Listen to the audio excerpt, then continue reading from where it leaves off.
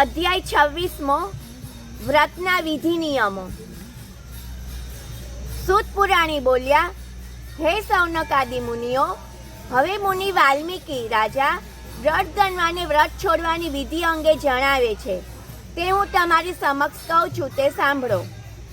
વ્રત કરનારે આખા પુરુષોત્તમ માસ દરમિયાન એકટાણું કરવું, તેને બ્રાહ્મણોને જમાડીને નિયમ છોડવો, જેને વિના માગ્યે ભાણામાં જે પીરસાય તે જમવા નિયમ લીધો હોય તેને સોનાનું દાન કરીને નિયમ છોડવો, આખો માસ ઉપવાસ કરીને દક્ષિણા સાથે ગાયનું દાન કરવું, અગર દૂધ અથવા દહીંનું દાન આપવું, જેણે ફળનો ત્યાગ કર્યો હોય તેને ફળ દાનમાં આપવું, અનાજના ત્યાગ કરનારે ઘઉં અને ચોખા આપવા, જમીન ઉપર સૂઈ જનારે ચાદર અને ઓશિકા સાથે ગાદલું આપવું, ઝાડના પાંદડા ખાઈ રહેનારે ઘી સાકરવાળા ભોજન કરવા, મૌન ધારણ કરનારે ઘંટી અને તલનું દાન કરવું, જે વ્રતધારી નખ અને વાળ વધાર્યા હોય તેને દર્પણ આપવું, જોડા ન પહેરનારે જોડાનું દાન કરવું, મીઠાનો ત્યાગ કરનારે સાકર દાનમાં આપવી, દરરોજ ઘીનો દીવો તૈયાર કરનારે તાંબાના વાસણમાં પિત્તળની દેવી મૂકી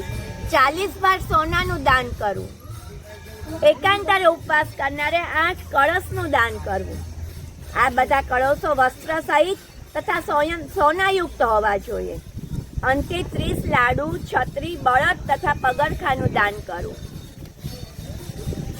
આ માસમાં એક જ જાતનું ભોજન લેનારને મોક્ષ મળે છે, એક જ વખત ભોજન લેનાર રાજા બને છે, અડદ ન લેનાર નિષ્પાપ બની વૈકુંઠ લોકમાં જાય છે, શુક્લ પક્ષ તથા કૃષ્ણ પક્ષની 10મ, 11સ, 12સ ઉપવાસ કરનાર દેવલોકમાં જાય છે, વૈકુંઠ ધામ પામે છે। આ માસમાં બ્રાહ્મણે પોતાના ઘેર ઘાણી પીલાવવી નહીં, આ દોષને લીધે તે ચંડાળ યોનિમાં જાય છે અને કોઢના રોગથી પીડાય છે। ઉપરાંત શુદ્ર જાતિના મનુષ્યએ દર્ભો ઉખેડવા નહીં, કપિલ ગાયનું દૂધ પીવું નહીં, ખાખરાની પત્રાવલીમાં જમવું નહીં, પ્રણવ ઓમ મંત્રનો ઉચ્ચાર કરવો નહીં, પૂરા ડોશ ખાવો નહીં, જનોઈ પહેરવી નહીં, વૈદિક ક્રિયા કરવી નહીં આદિ નિષેધ કરેલ છે। આનાથી વિરુદ્ધ જનાર નર્કમાં પડે છે। આ નિયમ પ્રમાણે વ્રત કરનાર પરમ પદ પામે છે। શ્રી બૃહદ નારાયણ પુરાણના પુરુષોત્તમ મહાત્મયના વ્રત છોડવાના વિધિ નિયમનો 26મો અધ્યાય સંપૂર્ણ। પુરુષોત્તમ ભગવાનની વાર્તા। તાવડી તપેલીની કથા। એક નગરી હતી, તેમાં બ્રાહ્મણ બ્રાહ્મણી પોતાના 2 નાના દીકરાઓ સાથે રહેતા। 4 દીકરીઓ હતી, જે મોટી હોવાથી ચારેયને પરણાવી સાસરે વળાવી હતી। બ્રાહ્મણ બ્રાહ્મણી બંને ધર્મિષ્ઠ અને સંતોષી હતા। વર્ષો થયા, તેમનો મોટા ભાગનો સમય પ્રભુ ભજનમાં ગાળતા।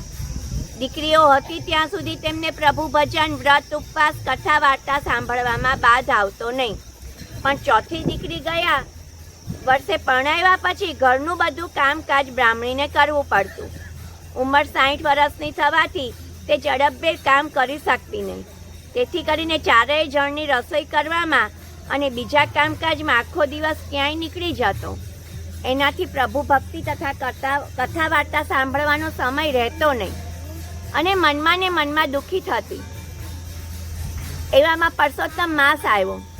પુરુષોત્તમ માસના 2 દિવસ બાકી હતા।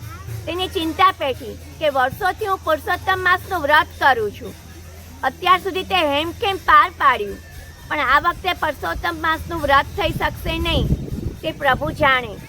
તેણે પોતાની મનોવેદના બ્રાહ્મણને જણાવી। આપણને 4 દીકરીઓ હતી, તેથી તે ઘરનું કામકાજ ને રસોઈ પાણી કરી લેતી। ચારેયને પરણાવી એટલે સૌ પોતપોતાને સાસરે ગઈ। 2 દીકરા છે તે નાના છે, મોટા હોત તો એને પરણાવ્યા હોત તો તેમની વહુઓ ઘરનું કામકાજ કરત। પુરુષોત્તમ માસ બેસવાના 2 દિવસ બાકી છે। અત્યાર સુધી આપણે પુરુષોત્તમ વ્રત કરતા આવ્યા છે। આ વખતે મારાથી વ્રત થશે કે કેમ તે શંકા છે, કારણ કે સવારે વહેલા નદીએ નાહવા જવું, કાઠાગોરમાનું પૂજન કરવું, કથા વાર્તા સાંભળવી, દેવ દર્શને જવું, એમાં અડધો દિવસ નીકળી જાય છે, પછી રસોઈ ક્યારે કરવી? બ્રાહ્મણ કહે, વાત તો સાચી છે, મારા પુરુષોત્તમ ભગવાન દયાળુ છે, તું અને હું બંને ખરા અંતરથી તેમની પ્રાર્થના કરીએ, જેથી તેઓ આના માટે કંઈક રસ્તો કાઢે. તે સાંજે બ્રાહ્મણ બ્રાહ્મણીએ પૂજા સ્થાનમાં બેસીને ભગવાન પરસોત્તમને અનેક આજીજી અને વિનંતીઓ કરી. ભક્ત જો શુદ્ધ હૃદયે પ્રાર્થના કરે તો ભગવાન અવશ્ય સાંભળે છે. બ્રાહ્મણ બ્રાહ્મણીની પ્રાર્થના પ્રભુએ સાંભળી. રાતના છેલ્લા પહોરે બ્રાહ્મણીએ પ્રભુએ દર્શન દીધા અને કહ્યું, તમે બંને ધર્મિષ્ઠ છો, ભક્તિવાળા છો. તમારી અતૂટ શ્રદ્ધા જોઈને હું પ્રસન્ન થયો છું. તું રાંધવની કડાકૂટમાં મારું સ્મરણ નથી કરી શકતી, તેથી મારું અંતર દુભાય છે. માટે હું તને દેવતાઈ તાવડી અને તપેલી આપું છું, જે સવારે તને રસોડામાં મળી જશે. આ વસ્તુ ચમત્કારિક તાવડીમાં તું તવેથો ફેરવીશ એટલે ઉના રોટલા મળશે, અને તપેલીમાં કળછી ફેરવીશ એટલે તું માગે તે શાક કે મેવા મીઠાઈ મળશે. પણ આ વાત તારે તારા પતિ સિવાય કોઈને કરવી નહીં. આટલું કઈ પ્રભુ અંતર ધ્યાન થયા. પછી બ્રાહ્મણીની આંખ ખુલી ગઈ. તેણે બ્રાહ્મણને જગાડી સપનાની અને પ્રભુ દર્શનની વાત કરી. બંને પછીની રાત પ્રભુ ભજનમાં ગાળી. સવાર થતાં બ્રાહ્મણ બ્રાહ્મણી રસોડામાં ગયા. ત્યાં રૂપાની તાવડી અને સોનાની તપેલી જોઈ. બંનેની આંખમાં હર્ષના આંસુ આવી ગયા. બંને રાજી રેડ થઈ ગયા. બંને પ્રભુના ગુણગાન ગાવા લઈ ગયા. રસોઈનો સમય થતાં બ્રાહ્મણીએ તાવડીમાં તવેથો ફેરવ્યો એટલે તરત ઉના રોટલા ઉતારવા માંડ્યા. પછી તપેલીમાં કળછી ફેરવતા મેવા મીઠાઈ મળ્યા. હવે બ્રાહ્મણીએ દ્રઢ સંકલ્પ સાથે આવતીકાલથી પુરુષોત્તમ વ્રત કરવાનો નિશ્ચય કર્યો. પુરુષોત્તમ માસના પ્રથમ દિવસે બ્રાહ્મણ બ્રાહ્મણી સવારે વહેલા ઉઠી નદીએ સ્નાન કરવા ગયા. કાંઠા ગોરમાનું પૂજન કર્યું. પુરુષોત્તમ માસની કથા વાર્તા સાંભળી. યથાશક્તિ દાન દક્ષિણા દઈ તેઓ મંદિરે દેવ દર્શને ગયા. બપોર થતાં ઘેર આવી બ્રાહ્મણીએ તાવડીમાં તવેથો ફેરવ્યો એટલે ગરમા ગરમ ઉના રોટલા મળ્યા, અને તપેલીમાં કળછી ફેરવી એટલે તેમાંથી મિષ્ટાન મળ્યા. બ્રાહ્મણ બ્રાહ્મણી અને તેમના 2 દીકરાઓ સાથે મળીને ખાધું. રસોઈનો સ્વાદ જોઈ બંને છોકરાઓ નવાઈ પામ્યા. તેઓએ આજ સુધી આવું ભોજન જમ્યા નહોતા. આમ કરતા 2-4 દિવસ ગયા. બ્રાહ્મણી ખુશ છે. માથેથી ચૂલો ગયો. સવારથી સાંજ સુધી ભક્તિ કરવા લાગી.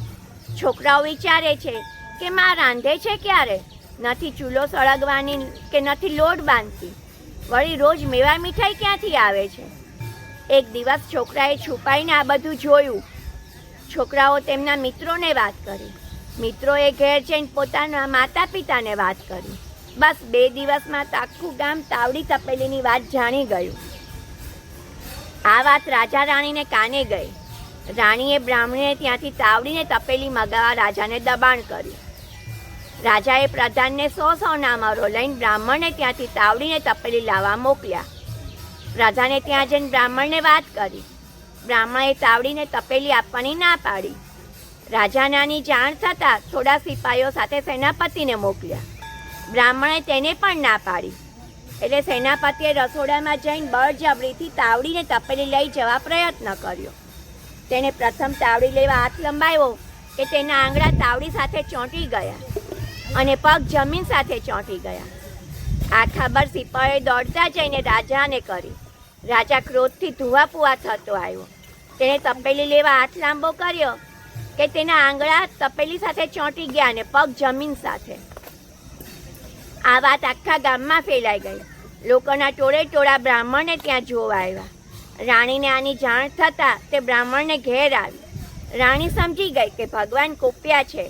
એણે બ્રાહ્મણ બ્રાહ્મણીને હાથ જોડી માફી માગી. તત્કાળ આકાશવાણી થઈ, હે રાજા, તું તારો ધર્મ ચૂક્યો છે. રાજાનું પાલન કરવાને બદલે લૂંટવા તૈયાર થયો. જો તારે મુક્ત થવું હોય તો બ્રાહ્મણ બ્રાહ્મણીને 1000 સોનામર આપ. રાજાએ મનોમન 1000 સોનામરો આપવાનો સંકલ્પ કર્યો. તેના હાથ તપેલીથી અને પગ જમીનથી છૂટા પડ્યા. સેનાપતિના પણ હાથ પગ છૂટા થયા. રાજાએ તરત ખજાનામાંથી 1000 સોનામરો મંગાવીને બ્રાહ્મણ બ્રાહ્મણીને આપી અને માફી માંગી. રાણી સાથે પોતાના મહેલ ગયો. પુરુષોત્તમ ભજે જે પ્રેમથી તેના કષ્ટ દૂર થાય. પ્રારબ્ધ આડે ખસે પાંડુ ભાગ્ય ભરપૂર થાય. બોલો પુરુષોત્તમ ભગવાન.